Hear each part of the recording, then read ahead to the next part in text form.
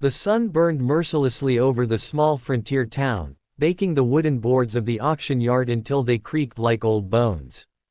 The smell of dust, sweat, and cattle hung thick in the air. Men in wide hats gathered, spitting tobacco, their boots grinding against the dirt as they waited for the next lot. But it wasn't cattle that came forward. It was a girl. Tall, broad-shouldered, her back straight despite the rough rope binding her wrists. She stood with the dignity of someone who refused to bow, though her eyes betrayed the exhaustion of years lived in chains. Her dark hair, braided and unkempt, told of her Apache blood. And that was enough, in this place, to make her less than human in the eyes of the crowd. The auctioneer smacked his hands together. "Too big to breed," he announced, his voice booming. "No good for a wife, no good for children. Marked for slaughter, gentlemen. She'll fetch meat value, and not much else." Laughter rippled through the crowd. Crude jokes followed. Some men called out mock bids, $5, $6. The numbers were insults, meant to strip her of dignity. And then, from the back of the crowd, a voice cut through. 20. Heads turned. The laughter stopped. The man who had spoken wasn't a rancher in fine clothes or a trader with gold in his pocket.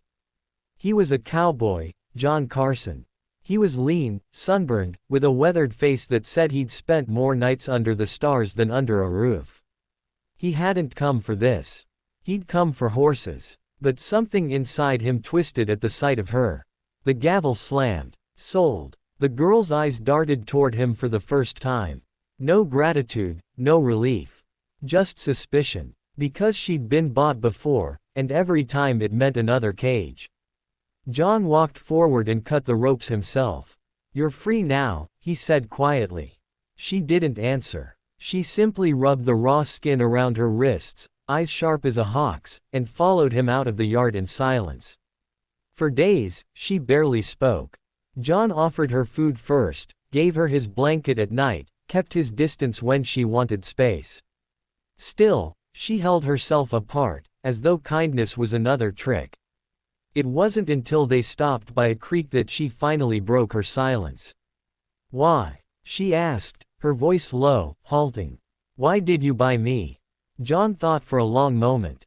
"Because you aren't cattle," he said. "And you damn sure aren't meat." Her name was Nayeli. She had been taken in a raid, traded from hand to hand, measured by her usefulness like a piece of livestock. She was told she was too tall, too strong, too much of a woman to be wanted. And when men decided she wasn't worth owning, they marked her for slaughter. But John saw something different. He saw how she calmed his horse with a whisper, how she moved silently through the brush, how she held her head high even when she thought no one was watching. She wasn't broken. She wasn't worthless. She was extraordinary. Still, her mistrust lingered. One night, as a storm brewed on the horizon, she told him, "You think you saved me. But saving means giving me back my people. Not keeping me here." The words hit him like a hammer. And he realized then, freedom wasn't about rescue. It was about choice. So the next morning, he saddled his horse, packed food and water, and told her simply, "We ride." For days, they traveled together across harsh desert and winding canyons. He risked everything: bandits, wild country, even the possibility that once they reached her people, they might kill him on sight. But he never turned back. At last, smoke rose in the distance. An Apache camp. Nayeli froze, her body trembling. "If they see you," she warned. "Then they'll see a man who brought you home," he said. When they rode in, bows were drawn. Voices shouting. But Nayeli leapt from the horse and cried out in her language. She ran to an older woman who collapsed into her arms, weeping. John stayed still, hands open, ready for whatever judgment would come. Minutes stretched like hours. Finally, Nayeli returned. Her eyes were wet, her face transformed with something he had never seen before: light, freedom, hope. She touched his arm softly. "You gave me back my life," she whispered. "But I don't want to leave yours." The elders debated. Some mistrusted the cowboy. Others saw the truth in his actions. In the end, they honored Nayeli's choice.